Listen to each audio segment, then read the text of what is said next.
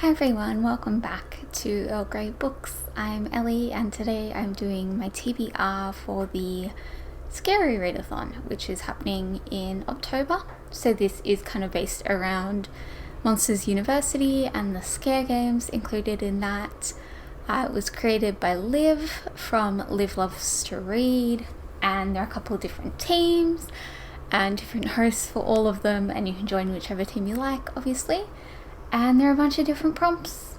I have decided to join Team Eek, which is Team EEK, because that one is being hosted by Helen. And I was like, absolutely gotta support Helen, so that's what we're going with. And it just kind of turned out that I also happened to really like the prompts and that I had things that could fit each of them. So, that being said, we're going to jump into them. And there are 5 challenges. There is also a group book. I've decided not to participate with that because I didn't own it and I didn't want to buy it just for the purpose of this. So I have 5 others though, and we will jump into them. The first one is the toxicity. Okay. I apparently can't say that word. That word challenge, which is to read a book you're excited about. I'm going with Fire Falling by Elise Kova, which is a bit glary. This is a reread for me, but I am very excited about rereading it because I really need to continue this series. I read the first 4 and never finished the last one, so I would like to reread this one, which is the second book, and then I can slowly get to the 3rd and the 4th and then finally read the 5th. So very excited about that. Next one is Avoid the Parent, which is read a book that features a clock. I'm not sure how much of a clock features in this one, but it is on the cover.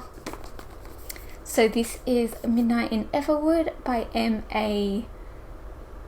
Kuznia, perhaps. I'm not sure that this is the final copy. I got sent this from Harlequin Australia as an ARC. It is out in November, and so I want to read it in October so that I can have my review ready to go. I'm very excited for this one. And like I said, there's a clock. There's also some like clock hands and things. I don't know how much a clock is actually in the story, but I figure this counts. Next one is Don't Scare the Teen. Read a book in one sitting. So, I'm going with Subtle Blood by K.J. Charles, which is the 3rd and final book in the Will Darling Adventures series. These are reasonably short, also really quick to get through, and they're also just, or at least the first 2 are just those books where you start and then suddenly you're like on page 150 and you're not really sure how you got there. So this one has just over 270 pages.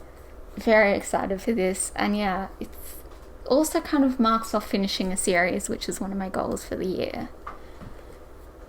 Next one is Hide and Seek, which is a book set in a school, and this one is more set around a school, and that is The Gaps by Leanne Hall. This is Australian YA. We don't really have the whole boarding school genre in Aussie YA, really, and I just really wanted to read this. So this takes place around Balmoral Ladies College in Sydney. Not really sure if that's like an actual school or not. I'm a Melburnian. I don't know anything about Sydney. And one of the girls goes missing, and it kind of sends like shockwaves throughout the whole year, throughout the whole school and the community.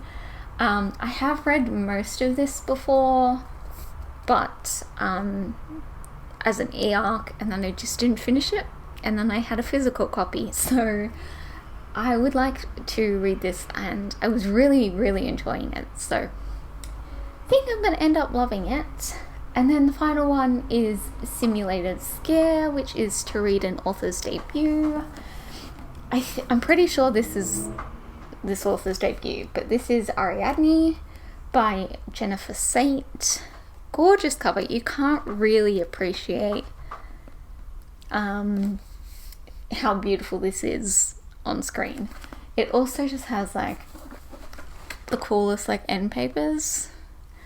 Anyway, I saw Mel reading this recently and I was like, hey, that's on my TBR and I haven't read it yet.